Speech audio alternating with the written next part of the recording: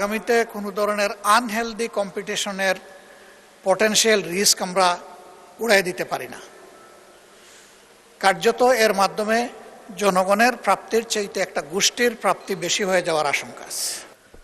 মাননীয় স্পিকার, আপনাকে ধন্যবাদ।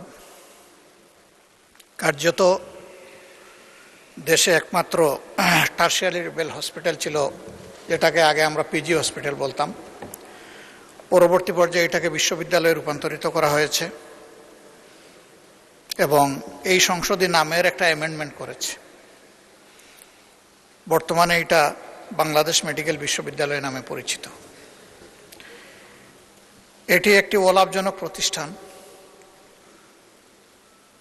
স্বাস্থ্যসেবা পাওয়া জনগণের মৌলিক অধিকার এবং সারা দেশে কার্যত এখনো একটি, যদি আরও অনেকগুলো মেডিকেল বিশ্ববিদ্যালয় হয়েছে, তার কিছু একাডেমিক কার্যক্রম চলছে, কিন্তু স্বাস্থ্যসেবার কার্যক্রম সেরকম প্রতিষ্ঠিত হয়নি।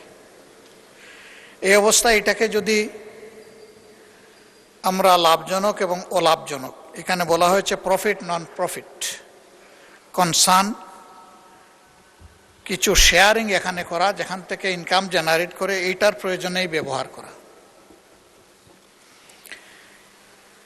যাদের এবিলিটি আছে তারা টারশিয়ারি লেভেল কিছু প্রাইভেট প্রতিষ্ঠান আছে, ওখানে চিকিৎসা নেই। আরও যাদের বেশি আছে তারা দেশের বাইরে চলে যায়, কিন্তু যাদের নাই তাদের ঠিকানা এটা।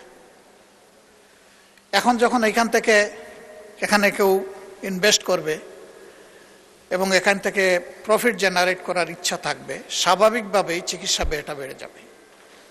এই সংসদে এই সেশনেই আমরা বাজেট পাশ করার সময় জনগণের চিকিৎসা ব্যয়, পকেট মানি যাতে আরও কমানো যায়, এই জন্য অনেকগুলা পদক্ষেপ এখানে নেওয়া হয়েছে, যেটাকে আমরা সবাই সমর্থন করেছি।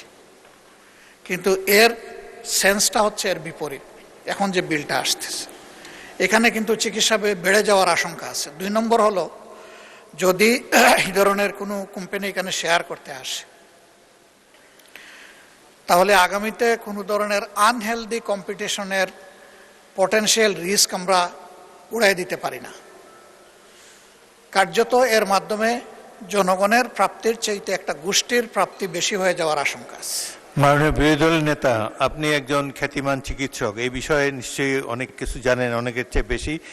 বিলটি কেবলমাত্র উপস্থাপিত হয়েছে, পরে যখন বিবেচনার জন্য আসবে আপনাকে দীর্ঘ সময় দেওয়া হবে, তখন পুঙ্খানুপুঙ্খ বিশ্লেষণ করে নেবেন। ধন্যবাদ।